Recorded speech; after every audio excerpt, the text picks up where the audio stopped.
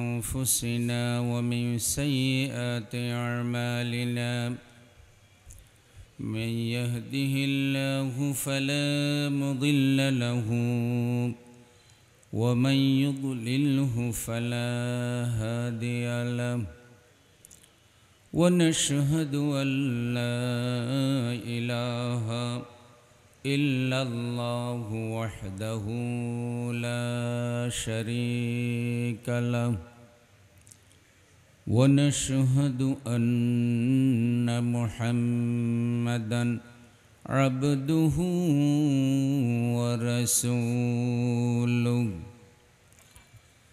الذي أرسله بالحق بشيرا ونذيرا وداعيا إلى الله بإذنه وسراجا منيرا فقد قال الله تبارك وتعالى في كلامه المجيد والفرقان الحميد أعوذ بالله من الشيطان الرجيم بسم الله الرحمن الرحيم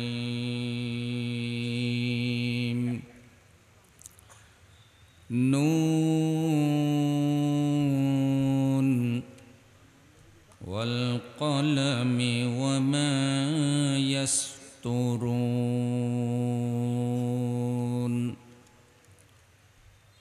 ما أنت بنعمة ربك بمجنون وإن لك لأجرا غير ممنون وإنك لعلى خلق عظيم صدق الله العظيم محبت شات درود شریف پڑھی اللهم صل على محمد وعلى آل محمد كما صليت على إبراهيم وعلى آل إبراهيم إنك حميد مجيد اللهم بارك على محمد وعلى آل محمد كما باركت على إبراهيم وعلى آل إبراهيم إنك حميد مجيد كلمة لا إله إلا الله لا إله إلا الله لا إله إلا الله لا إله إلا الله لا إله إلا الله محمد رسول الله صلى الله عليه وسلم Chittagong তামাকুণ্ডী lane বণিক সমিতির উদ্যোগে আয়োজিত মিলাদুন্নবী সিরাতুন্নবী সাল্লাল্লাহু আলাইহি সাল্লাম মাহফিলের সম্মানিত সভাপতি জনাব সরওয়ার কামাল সাহেব হাফেজাহুল্লাহ, সভাপতি তামাকুণ্ডী লেন বণিক সমিতি, আল্লাহ সভাপতি সাহেবকে নেক হায়াত দান করুন। বণিক সমিতির সম্মানিত অন্যান্য নেতৃবৃন্দ, সদস্যবৃন্দ, ব্যবসায়ী ভাইয়েরা, প্রধান অতিথি হিসাবে বক্তব্য দিয়েছেন জনাব মাওলানা ডক্টর আফম খালিদ হোসেন, মাননীয় ধর্ম উপদেষ্টা গণপ্রজাতন্ত্রী বাংলাদেশ সরকার, প্রধান মেহমান ডক্টর সাদাত হোসেন, মাননীয় মেয়র চট্টগ্রাম সিটি কর্পোরেশন, প্রধান বক্তা জনাব আলহাজ শাহজাহান চৌধুরী সাহেব হাফেজাহুল্লাহ, বিশিষ্ট ইসলামী চিন্তাবিদ, ইকামতে দ্বীনের এই সংগঠনের রাহবার চট্টগ্রাম মহানগরী। আলোচনা করেছেন এই চট্টগ্রামের সন্তান আমার প্রিয় ভাই হজরত মাওলানা মোহাম্মদ মোহসেন আল হুসাইনি হাফেজাহুল্লাহ, জনাব মোহাম্মদ মনিরুল ইসলাম মজুমদার সহ দিগর ওলামা ইকরাম। সুধী মণ্ডলী, আমার সামনে বসে আছেন নবী প্রেমিক, আল্লাহ প্রেমিক, তৌহিদি জনতা, তরুণ ভাইয়েরা, পর্দার আড়ালের মা এবং বোনেরা। বাংলাদেশের বিশ্বনবী সাল্লাল্লাহু আলাইহি সাল্লামের উম্মতের এই কঠিন সময়ে তামাকুন্ডি লেন বণিক সমিতি, Chattogram municipal model school and college মাঠে মিলাদুন্নবী ও সিরাতুন্নবী সাল্লাল্লাহু আলাইহি সাল্লামের যে মাহফিলের আয়োজন করলেন এবং অনেক হৃদয় বিদারক ঘটনা ঘটেছে। প্রতিকূল পরিবেশের মধ্যেও যে আল্লাহ তাআলা আমাদেরকে সিরাতুন্নবী, মিলাদুন্নবী মাহফিলে আসার তৌফিক দিয়েছেন, সুস্থ রেখেছেন, ভালো রেখেছেন, মন মানসিকতা দিয়েছেন এবং বহু ষড়যন্ত্র এই দেশের বিরুদ্ধে এখনও চলছে। আল্লাহ তাআলা যে এর মধ্যেও ইসলামের আওয়াজ, রসুলের সিরাতের আওয়াজ, মিলাদের আওয়াজকে আল্লাহ যে এখনও জারি রেখেছেন, আজকের এই মাহফিলের মাধ্যমে মাহবুদের শুকরিয়া আদায় করি। সবাই আওয়াজ করে পড়ি আলহামদুলিল্লাহ। قال رسول الله صلى الله عليه وسلم والحمد لله تملأ الميزان। রসুল সাল্লাল্লাহু আলাইহি সাল্লাম বলেন, যে ব্যক্তি আলহামদুলিল্লাহ পড়বে, আল্লাহ হাসরের দিন আলহামদুলিল্লাহর ফজিলতে তার মিজানকে পরিপূর্ণ করে দেবে। রসুল সাল্লাল্লাহু আলাইহি সাল্লামের উপর দুরূদ ও সালাম বর্ষিত হোক সোনার মদিনায়, রওজা মুবারকে। আমরা যে নবীর উম্মত হতে পেরেছি, তিনি বিশ্ব নবী, শেষ নবী, তারপরে পৃথিবীতে আর কোনো নবী আসবে না। পৃথিবী যতকাল বেঁচে থাকবে, রসুল সাল্লাল্লাহু আলাইহি সাল্লামের নবুয়ত ততকাল বেঁচে থাকবে। পড়ি সাল্লাল্লাহু আলাইহি ওয়াসাল্লাম। বিশ্বের বিভিন্ন দেশে দিন প্রচারে যারা জানমাল কোরবান করেছেন, বিশেষ করে বাংলাদেশে দিনকে বিজয়ী করার জন্য, দিনের মর্যাদা অক্ষুণ্ণ রাখার জন্য যারা আল্লাহ পাকের রাস্তায় জানমাল কোরবান করেছেন, এই ধারাবাহিকতায় সর্বশেষ যিনি যোগ হলেন আজকে দ্বীপ্রহরের দিকে, আমাদের প্রিয় ভাই অ্যাডভোকেট সাইফুল ইসলাম আলিফ সহ, আল্লাহ প্রত্যেকের জানমালের কোরবানি কবুল করুন। আল্লাহ আমাদের এই বাইশীদেরকে শহীদ হিসেবে কবুল করুন। সেই সাথে 15 বছরের বেশি সময় জাতির উপরে বসে থাকা বিশাল জগদ্দল পাথরের মতো চেপে থাকা স্বৈরাচার নির্মূলে, স্বৈরাচারের পতনে যেসব ছাত্র জনতা জীবন দিয়েছে, আল্লাহ তাদেরকেও মাফ করে দিন, শহীদ হিসেবে কবুল করুন। এখনও যারা আহত অবস্থায় আছে, কষ্টে আছে, হাসপাতালে আছে, আল্লাহ সব ডাক্তারের বড় ডাক্তার আপনি, তাদেরকে শিফা করে দিন। বন্ধুগণ, মিলাদুন্নবী, সিরাতুন্নবী দুইটি শিরোনাম করা হয়েছে। বণিক সমিতিকে মোবারকবাদ জানাই, খুব সুন্দর শিরোনাম। মিলাদুন্নবী এবং সিরাতুন্নবী নিয়ে ঝগড়া করার কোনো দরকার নাই। আমার কথা বোঝা যায়?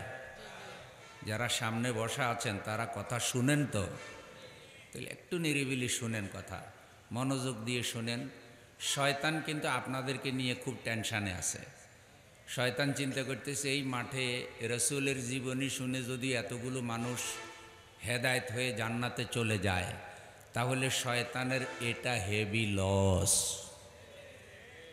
শয়তান কি চিটাগঙ্গে আছে না মরে গেছে? শয়তান মরার কোনো সম্ভাবনা নাই। তো শয়তান তো শয়তানি করবেই, শয়তানের সাথে লড়াই করেই ইমানদারকে বেঁচে থাকতে হবে। একটু মনোযোগ দিয়ে শুনেন। মিলাদ হলো রসুল সাল্লাল্লাহু আলাইহি সাল্লামের জন্ম কাহিনী, সিরাত হলো জীবন কাহিনী। মিলাদ না হলে আমরা সিরাত পেতাম না। একজন যদি জন্মগ্রহণ না করে তাহলে আমরা তার জীবনী পেতাম না। সুতরাং মিলাদ আলোচনা করা, সিরাত আলোচনা করা, এটা উম্মতের জানা দরকার। রসুল সাল্লাল্লাহু আলাইহি সাল্লাম জন্মের আগে তিনি এতিম হয়ে গেলেন। হযরতে আমেনা বিধবা হয়ে গেলেন। এই পৃথিবীতে একজন স্ত্রী লোকের জন্য এর থেকে দুঃখের সংবাদ আর হতে পারে না যে তার গর্ভের মধ্যে বাচ্চা রেখে তার স্বামী ইন্তেকাল করেছে। হযরতে আমেনা এই খবর শুনলেন, তিনি বিধবা হয়ে গেছেন। কান্নার শেষ নাই। একটা মাত্র সন্তান গর্ভে ধারণ করেছেন। হযরতে আমেনা পেরেশান। কোনো এক রাত্রে হযরতে আমেনা স্বপ্নে দেখলেন আকাশে পূর্ণিমার চাঁদ দেখা যায়। ধীরে ধীরে পূর্ণিমার চাঁদ নিচে নামতে নামতে হযরতে আমেনার বুকে এসে পড়েছে। এটা স্বপ্নে দেখলেন। তো স্বপ্নের কথা তিনি তার শ্বশুরকে বললেন। তার শ্বশুর হলো হযরত আব্দুল মুত্তালিব, রসুল সাল্লাল্লাহু আলাইহি সাল্লামের দাদা। তো শ্বশুর বললেন যে আমি তোমাকে স্বপ্নের ব্যাখ্যা এনে দেব, তুমি বিধবা হয়ে গেছো, মন খারাপ করো না, কান্নাকাটি করো না। আমার ছেলে আব্দুল্লাহ ইন্তেকাল করেছে, তুমি বিধবা হয়েছ, কিন্তু আমি তোমার শ্বশুর এখনো জীবিত আছি। আমি যতকাল জীবিত আছি হে আমেনা, আমি তোমার কোনো অমর্যাদা হতে দেব না। হযরত আব্দুল মুত্তালিব কথা রাখলেন। হৃদয়ের সবটুকুন ভালোবাসা দিয়ে হযরতে আমেনাকে তিনি দেখাশোনা করলেন। স্বপ্নের ব্যাখ্যা আনার জন্য তিনি তাওরাতের পণ্ডিতের নিকটে গেলেন। হযরতে আমেনার স্বপ্ন বিস্তারিত বললেন। স্বপ্ন শোনার পরই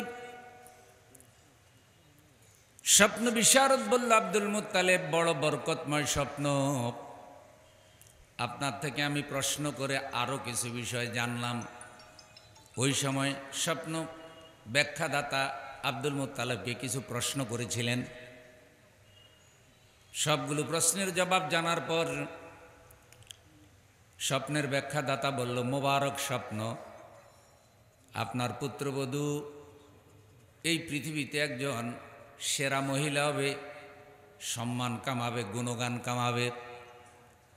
আপনার পুত্রবধূ যেই স্বপ্নে দেখেছে আকাশে পূর্ণিমার চাঁদ তার বুকে এসে পড়েছে, এই পূর্ণিমার চাঁদ হলো তার গর্ভের বাচ্চা, পেটে ধারণ করেছেন যেই সন্তান। স্বপ্ন বলতেছি আপনার পুত্রবধূর পেটের বাচ্চা নবী হবে, শেষ নবী হবে। তাওরাতে আমি এমন ইঙ্গিত পেয়েছি, পূর্ণিমার চাঁদ যেভাবে সারা দুনিয়ায় জ্যোৎস্না বিতরণ করে, আপনার পুত্রবধূর গর্ভের বাচ্চা সারা পৃথিবীতে এভাবে তাওহীদের জ্যোৎস্না, ঈমানের আলো বিতরণ করবে। রাসূল সাল্লাল্লাহু আলাইহি সাল্লাম জন্মগ্রহণ করলেন রবিউল আউয়াল মাস। হযরতে আমেনা কান্নাকাটি করে, বান্ধবীরা কান্না থামাতে পারে না। হযরত আব্দুল মুত্তালিবকে খবর দেওয়া হলো। হযরত আব্দুল মুত্তালিব এসে বললেন, কেন কান্নাকাটি কর? হযরতে আমেনা বললেন, শ্বশুরজি, এই সন্তানের মুখ দেখলে যিনি বেশি খুশি হতেন তিনি হলেন এই সন্তানের পিতা আব্দুল্লাহ। তিনি তো আমার স্বামী, তিনি এখন পৃথিবীতে জীবিত নাই। সবাই আনন্দ করে আমার সন্তান নিয়ে। আমি আমার নিজের সন্তানের চেহারা দেখে আনন্দে কেঁদেছি, স্বামীর কথা মনে হওয়ার কারণে কেঁদেছি। সন্তানের চেহারা দেখে আমার মনে হয়েছে আমার জন্মের পর থেকে এমন অন্তর পাগল করা সন্তান আমি আর দেখি নাই। রাসূল সাল্লাল্লাহু আলাইহি সাল্লামের চেহারা পৃথিবীর সবচাইতে সুন্দর চেহারা। যে কোনো মানুষ দেখত তার অন্তরাত্মা রাসূলের মহব্বতে নরম হয়ে যেত। শত্রুরা পর্যন্ত স্বীকার করেছে মুহাম্মদ সাল্লাল্লাহু আলাইহি সাল্লাম সকল দিক থেকে সেরা, সকল দিক থেকে সেরা। হযরতে আমিনা বললেন, শ্বশুরজি, আজকে যদি আব্দুল্লাহ জীবিত থাকতেন, বন্ধু বান্ধবকে দাওয়াত দিতেন, মিষ্টি খাওয়াতেন, আনন্দ করতেন। তিনি তো আমার স্বামী, তিনি আমার সন্তানের নাম রাখতেন। স্বামীর কথা মনে হওয়ার কারণে আমি যত চেষ্টা করেছি আমি আনন্দ করতে পারি নাই। হযরত আব্দুল মুত্তালিব বলে, বৌমা, আব্দুল্লাহ মরে গেছে, তুমি বিধবা হয়েছ, কিন্তু আমি তোমার শ্বশুর এখন ইন্তেকাল করি নাই। আমি আমার এই নাতিকে পিতার ভালোবাসা, দাদার ভালোবাসা, দুইটা ভালোবাসা দিয়া প্রতিপালন করব। বাবার জীবদ্দশায় যদি ছেলে মারা যায় আর সেই ছেলের ঘরে যদি একটা নাতি থাকে, তাহলে দাদার দায়িত্ব কিছু বেড়ে যায় কিনা? আমি কি কবরস্থানে ওয়াজ করতেছি না?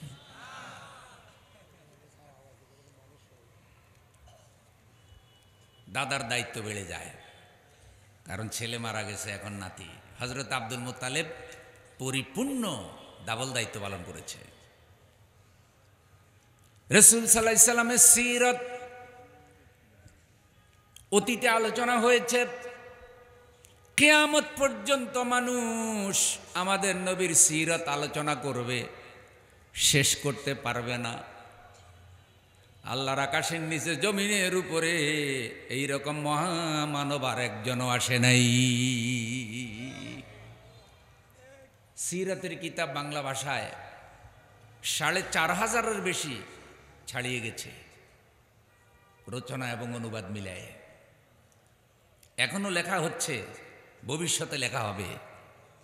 পৃথিবীতে আর একজনও এমন মানুষ পাবেন না যার জীবনের উপরে এত কিতাব রচিত হয়েছে। সুবহানাল্লাহ বলা যায় না?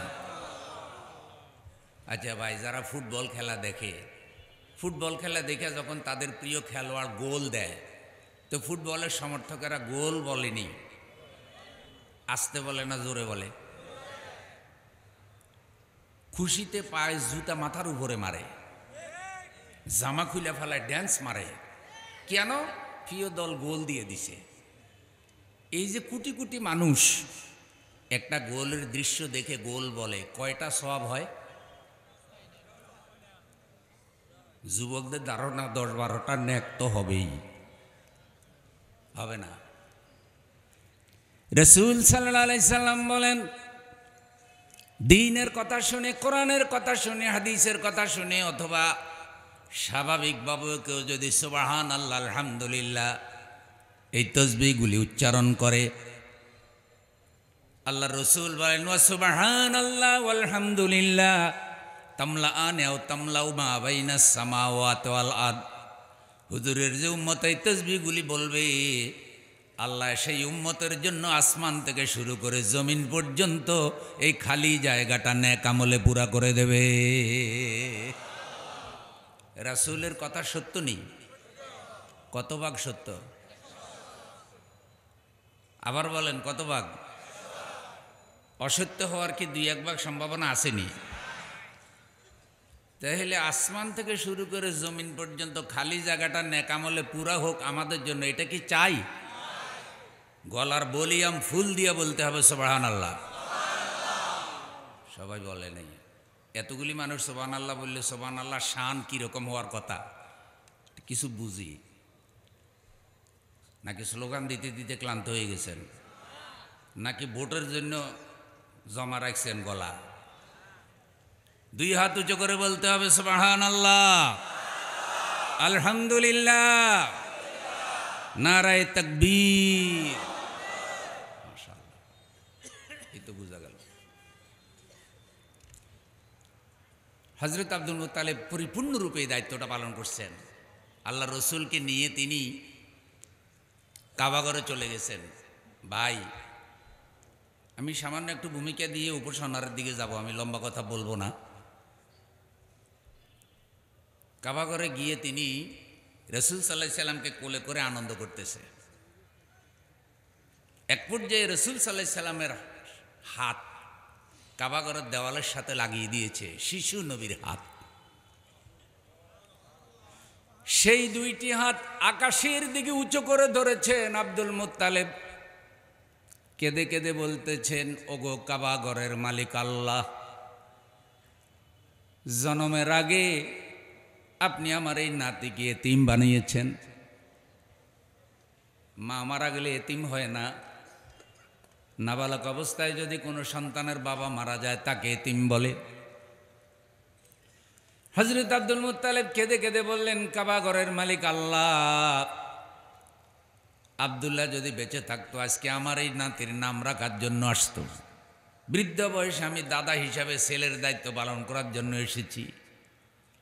তুমি আমার অন্তরে আমার নাতির জন্য একটা সুন্দর নাম এলহাম করো, দান করো।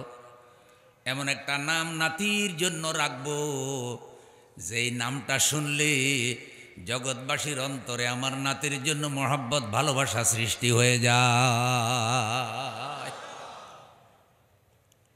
একটা বরকতপূর্ণ নাম বাছাই করা, এটা কিন্তু বিরাট ব্যাপার।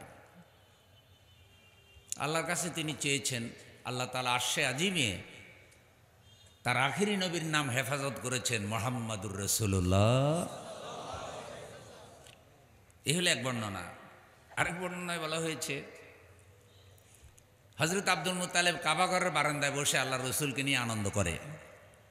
ভাই, বুড়াকালে যারা নাতি পায়, আরও কি অসুন্দর নাতি না সুন্দর নাতি? অল্প সুন্দর না অনেক সুন্দর? তাই দাদার তো আর আনন্দ থামে না। এটা আপনারা এখন বুঝবেন না, যারা নাতিওয়ালা দাদা আছে তারা একটু বেশি বুঝবে, আর আপনারা যখন দাদা হবেন তখন বুঝবেন। হযরত আব্দুল মুত্তালিব নবীজিকে কোলে করে কাবাঘরের বারান্দায় আনন্দ করতেছে। তার একজন বন্ধু সিরিয়া থেকে ব্যবসা করে যাচ্ছিল, দূর থেকে দেখে দৌড়ে আসলো, আব্দুল মুত্তালিব, তুমি তো ব্যবসা বাণিজ্য ছেড়ে দিয়েছ, অনেক দিন তোমাকে পাই না, এখন তো তোমারে খুব খুশি মনে হয়, আজকে তুমি এত খুশি কেন? হযরত আব্দুল মুত্তালিব বললেন, ঠিক বলেছ, জন্মের পরে আজকের মতো খুশি আমি আর কখনো হই নাই। বলছে কারণ কি? তখন আল্লাহর রসুলকে বন্ধুর সামনে ধরলেন যে এই বয়সে আল্লাহ তাআলা আমার একটা নাতি উপহার দিয়েছেন, এই নাতি পাওয়ার কারণে আমি খুশি। বিশ্বনবীর চেহারার দিকে তার বন্ধু তাকিয়ে আছে। এক পর্যায়ে হযরত আব্দুল মুত্তালিব দেখলেন বন্ধুর দুই চোখ দিয়া পানি বের হয়ে বুকের মধ্যে পড়তেছে পানির ফোঁটা। হযরত আব্দুল মুত্তালিব জানতে চাইলেন, বন্ধু তুমি কাঁদো কেন? বন্ধু বলতেছে, আব্দুল মুত্তালিব, তোমার নাতিকে যখন আমার সামনে তুমি তুলে ধরেছ, আমার মনে হলো পূর্ণিমার চাঁদ যেন আমার সামনে নেমে এসেছে।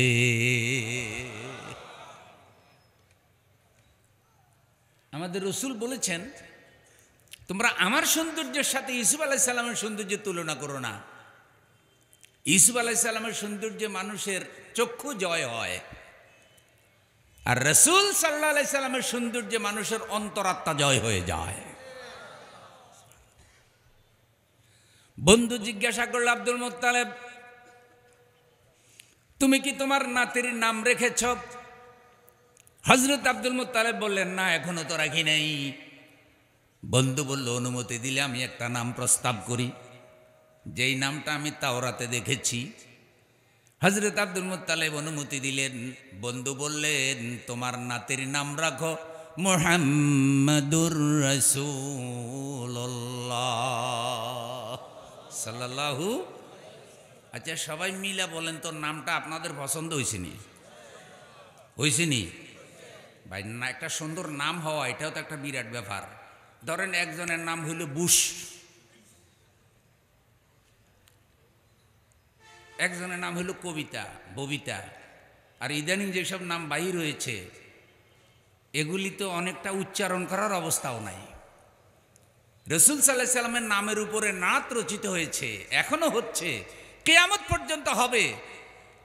কবিরা নিজেদেরকে সম্মানিত করবে, কলম রসুলের নাত লিখবে, কিন্তু আল্লাহর রসুলের প্রশংসা লিখে জগতের জ্ঞানীরা শেষ করতে পারবে না। সুবহানাল্লাহ। বাংলা ভাষার কবি কাজী নজরুল লিখছে না, মোহাম্মদ নাম যতই জপি ততই মধুর লাগে, ত্রিভুবনের প্রিয় মোহাম্মদ এলো রে, তোরা দেখে যা আমেনা মায়ের কোলে, মধু পূর্ণিমার ওই শেথা চাঁদ। আরো লিখছে, আহমাদের ওই মিমের পর্দা উঠিয়ে দেখ রে মন, আহাদ শেথায় বিরাজ করে, হে রে গুণীজন। আলিফ হা মিম দাল, আহমদ রসুলের একটা নাম, ওখান থেকে যদি মিমটা মুছে দেন তাহলে থাকে আহাদ, মানে তাওহীদের পরিচয় আল্লাহ রসুলের নামের মধ্যেও আছে। সুবহানাল্লাহ। বিশ্বনবীর উম্মতেরা এত দুর্বল অবস্থায় যে নবীর জীবন শুরু হয়েছে, সেই নবীকে দিয়ে আল্লাহ তাআলা মক্কায় একটা সভ্যতা তৈরি করলেন, মদিনে একটা সভ্যতা তৈরি করলেন, যেই সভ্যতার প্রাণ পুরুষ তিনি হাজার হাজার বছরের পুরানো রোম এবং পারস্য সভ্যতা ওই মদিনার সভ্যতার কাছে 10 বছরে টিকতে পারে নাই। রসুল যখন হিজরত করে যায় তখন কুরাইশ নেতারা চিন্তা করছে, দুইটা মানুষ চোরের মতো পালিয়ে যেতেছে, ইসলাম এখানেই শেষ। কিন্তু আসলে কি ইসলাম এভাবে শেষ হয়? শেষ করার মালিক কে?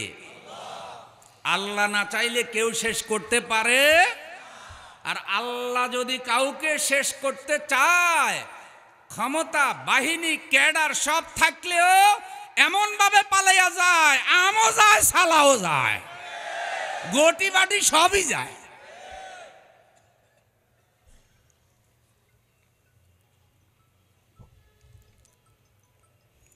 মদিনায় হিজরত করলেন রসুল, একজন, দুইজন, তিনজন করে মুসলমান বাড়তে থাকলো। আজকে শত শত কোটি মুসলমান। পৃথিবীতে এমন কোনো দেশ নাই যেই দেশে একজন মুসলমান আপনি পাবেন না। যেখানে মুসলমান আছে সেখানে আল্লাহু আকবার ধ্বনিও আছে। রসুলকে তারা শেষ করে দিতে চেয়েছে, পারে নাই। বাংলাদেশের এই প্রেক্ষাপটেও কালেমার আওয়াজকে, ইকামতে দ্বীনের আওয়াজকে শেষ করে দেওয়ার জন্য বহু চেষ্টা করা হয়েছে। কোরআনের আইনের পক্ষে কথা বলার কারণে বিশ্বনন্দিত মুফাসসিরে কোরআনকে পর্যন্ত 13 বছর জেলের ভিতরে রেখে হত্যা করা হয়েছে। হত্যা করা হয়েছে বাংলাদেশের সোনার মানুষ নিজামী রাহিমাহুল্লাহ সহ, আব্দুল সুবহান, মাওলানা আব্দুল সুবহান রাহিমাহুল্লাহ, মাওলানা একেম ইউসুফ রাহিমাহুল্লাহ সহ আধ্যাত্মিক রাহবর, বাংলাদেশের তরুণদের আইকন অধ্যাপক গোলাম আজম রাহিমাহুল্লাহ সহ অনেক নেতাকে। কিন্তু কালেমার আওয়াজকে বন্ধ করা সম্ভব, ভবিষ্যতে ইনশাআল্লাহ হবে না।